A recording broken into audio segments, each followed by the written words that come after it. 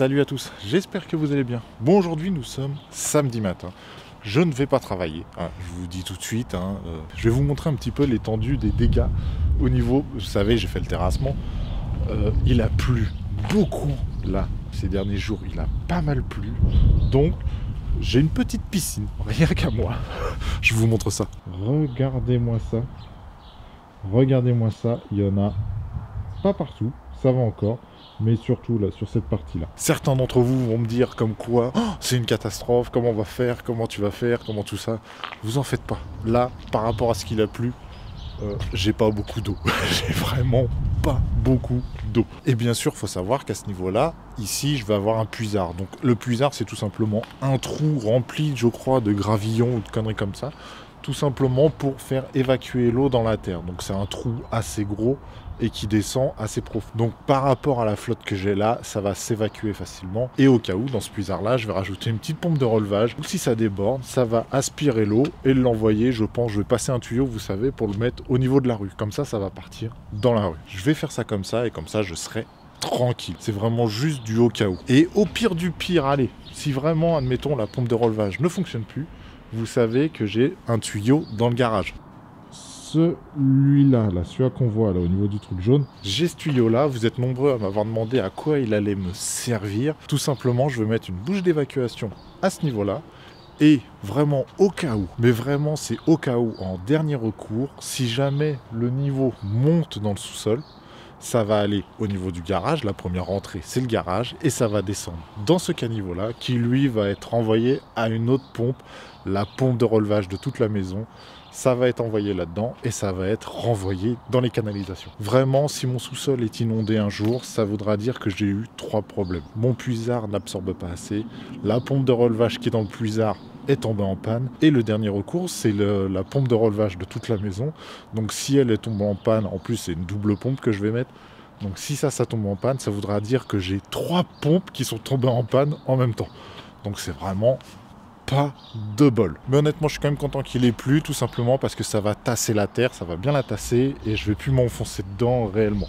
Ce qu'il faut, c'est que ça se tasse un petit peu, faut un peu de temps, donc ça va se tasser et ça c'est cool. Faut toujours voir le bien dans quelque chose qui est un peu chiant. Et aussi, je vais vous montrer un petit truc que j'ai reçu aussi cette semaine, mais que je vous ai pas montré en vidéo. J'ai toutes les tuiles avec les gouttières, tous les raccords, tous les trucs que je ne sais pas à quoi ça sert. C'est toutes les tuiles classiques. Après, elles sont couleur, regardez. Là, elle a pris un peu l'eau, mais c'est rouge vieilli, je crois qu'ils appellent ça.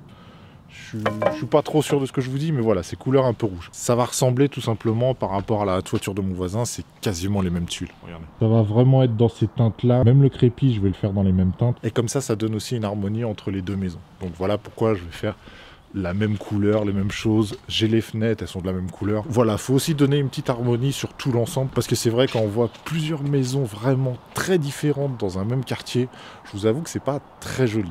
Alors que là, voilà, j'essaye de donner une harmonie entre les deux maisons pour que ce soit le plus propre possible. Et quand on arrive de la grande rue au niveau des champs, on voit directement les deux maisons. Donc c'est vrai, si elles peuvent être pas ressemblantes, mais au moins qu'elles aient un aspect un peu similaire, c'est plutôt sympa. Ah oui, et en parlant justement de les tuiles et tout ça, de la charpente est bien en commande, donc elle est en construction là en ce moment. Donc il va la commencer là dans pas très longtemps. J'ai pas la date précise, donc je préfère pas vous dire qu'il commence à telle date. Donc ça, je ne sais pas. Mais normalement, il est censé la commencer là dans vraiment pas longtemps. Ça se trouve d'ici une semaine, il commence la charpente. Je sais pas, je préfère pas dire de bêtises. Mais voilà, c'est vraiment dans pas longtemps. Bon allez, moi j'en profite, il pleut pas encore. Je vais débarrasser un petit peu cette partie-là. J'ai un camion, donc je vais pouvoir mettre tous les végétaux et tout ça dans le camion pour emmener tout ça à la décharge. Et c'est parti, je m'occupe de ça. Je fais ça tout de suite.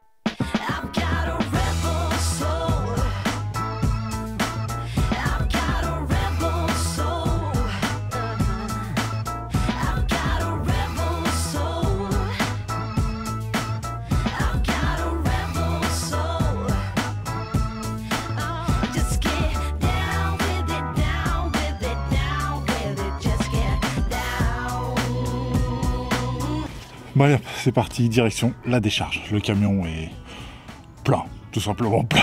Bon allez, c'est parti, j'y vais. Bon bah ça y est, je suis revenu de la décharge, j'ai pas mis longtemps, elle est à côté de chez moi, donc ça va, pour ça c'est cool. Mais j'ai encore un peu de bazar à emmener, je vais pas l'emmener aujourd'hui, je vais profiter la semaine prochaine de nettoyer encore tout le chantier, nettoyer le sous-sol, sortir tout ce que j'ai à sortir, le mettre dans l'allée, et comme ça, je pourrais commencer à emmener tout ça le mercredi, parce que la décharge ouvre le mercredi, jeudi, vendredi, jusqu'à la fin de la semaine. Donc je vais pouvoir commencer mercredi à tout ramener à la décharge, donc voilà. Début de semaine, ça sera nettoyage. Et fin de semaine, on emmène tout à la décharge, histoire que tout soit propre. Parce que là, honnêtement, à l'heure d'aujourd'hui, je n'ai plus grand-chose à faire, à part à terminer, vous savez, mes entourages de fenêtres pour qu'ils soient le plus propres possible. Donc j'en ai quelques-uns à faire. Pas énormément. Je pensais en avoir beaucoup plus, mais j'en ai pas énormément, ça va. Mais n'hésitez pas à me dire, parce que ça, je ne sais pas. Je vais aussi demander à mon fournisseur, mais là, je vous avoue que je ne sais pas, donc je préfère quand même demander à vous aussi. Qu'est-ce que je peux mettre pour attraper, vous savez, le maximum que je dois avoir, c'est 5 cm au renfoncement de la brique que j'ai là. Je vous montre d'un autre angle. Ici, voilà, on va dire j'ai 5 cm. Qu'est-ce que je peux mettre comme mortier pour boucher tout ça? Dites-moi. Est-ce qu'il existe des trucs plus intéressants? Est-ce qu'il faut que je parte sur un aspect un peu sablon, comme si c'était un crépi?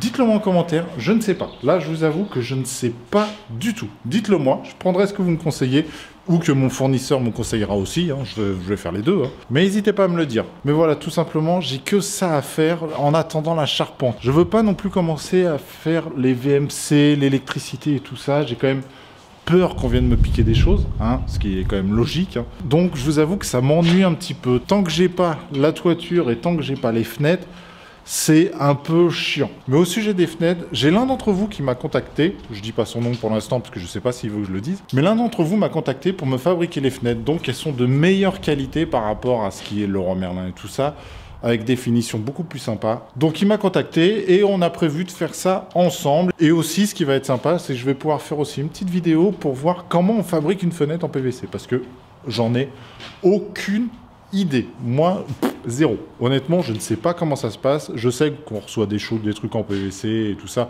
On les coupe à la longueur et tout. J'imagine que ça fonctionne un petit peu comme ça. On prépare les cadres et après on met le verre et tout ça. J'imagine que c'est comme ça. Mais dans la partie technique, j'en ai aucune idée. Donc c'est prévu qu'on fasse une petite vidéo là-dessus et voir son atelier, tout ça, voir comment il fabrique les fenêtres. Et ça, c'est plutôt cool. Je n'ose même pas marcher dans mon jardin parce que je vous avoue que là, regardez, c'est un peu gadoueux. Clairement, c'est un peu gadoueux. Mais c'est normal, hein, honnêtement, vous avez un terrain, vous le malaxez comme je l'ai malaxé, c'est normal que ça devienne un peu un champ de boue. Surtout, une journée après, il se met à pleuvoir, donc forcément, c'est un vrai tas de boue. Bon allez, maintenant, je vais répondre à quelques petites questions. Donc c'est parti, on passe à la partie questions. Bon alors avant de passer à la partie questions, je voudrais revenir sur la vidéo précédente, la vidéo qui a duré quasiment 40 minutes là, un truc de dingue. J'ai mis un temps fou à la monter, je vous raconte pas. J'ai au moins mis, allez, 8 heures à monter tout cet ensemble là. C'est pas que c'est long à couper, c'est pas que c'est long à mettre les musiques, c'est juste que c'est long à tout regarder plusieurs fois. Vous regardez déjà les 4 fois l'ensemble, ça vous fait déjà 160 minutes de passer, c'est déjà énorme. C'était long, putain, j'en pouvais plus. À la fin, je ne pouvais plus regarder la vidéo, j'en avais marre. C'était trop long. Donc, je vous avoue que les vidéos de 40 minutes et quelques, je pense que je vais pas en faire souvent. À moins que, comme cette semaine, j'avais pas énormément de choses intéressantes à raconter pour le jeudi, donc j'ai tout décalé et la vidéo est sortie le lundi. Et là, voilà, la vidéo fait 40 minutes. Mais honnêtement, je vais plutôt essayer de faire des vidéos entre 10 et 20 minutes maximum. C'est à voir. Enfin, comme d'habitude, en général, c'est à peu près ce temps-là que dure une vidéo. Donc, je vais essayer de rester un peu dans le même format quand même. 40 minutes, c'est très long. Et même pour vous, je trouve que c'est trop long tout simplement. C'est vrai que c'est intéressant quand on est assis sur le canapé, on va regarder, voilà, c'est 40 minutes, ça passe vite. Mais quand on est aux toilettes, 40 minutes, c'est long. Une vidéo de 10 minutes, c'est mieux. Mais en tout cas, il est vrai que j'ai eu de bons retours, vous avez aimé, donc ça me fait très plaisir. J'ai eu quasiment que des avis positifs. Quelques-uns trouvaient que c'était un petit peu trop long et je suis relativement d'accord avec vous hein, sur un format comme ça. Une fois de temps en temps, ça peut le faire, mais je vous avoue que toutes les semaines, je pourrais pas le faire ou alors ça sera juste une vidéo par semaine. Donc autant cutter en deux, ça fera 20 et 20. et comme ça passe très bien. Et comme ça, même pour moi, pour le montage, c'est plus rapide. Même si c'est sur 2 jours, c'est plus rapide pour moi. J'ai pas l'impression de rester 8 heures devant un ordinateur. On va dire que ça me fera 4 heures le mercredi et 4 heures le dimanche pour faire les 2 vidéos.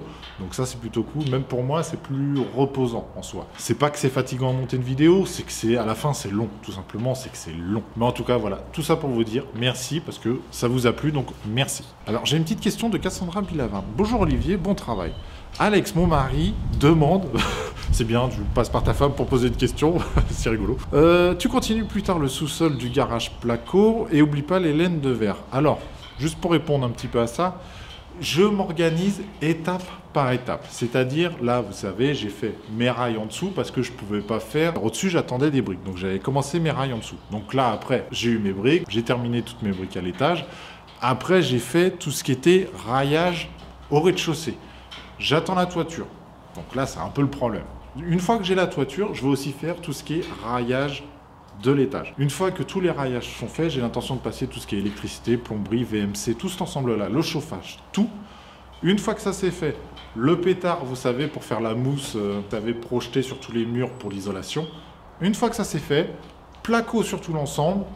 Et après, c'est bande, peinture, carrelage, décoration et tout cet ensemble-là. Mais voilà, j'essaye vraiment de faire étape par étape. J'essaye pas de commencer un bout, après de faire autre chose. Après, j'aime pas trop fonctionner comme ça parce qu'en général, on oublie toujours ce qu'on a fait.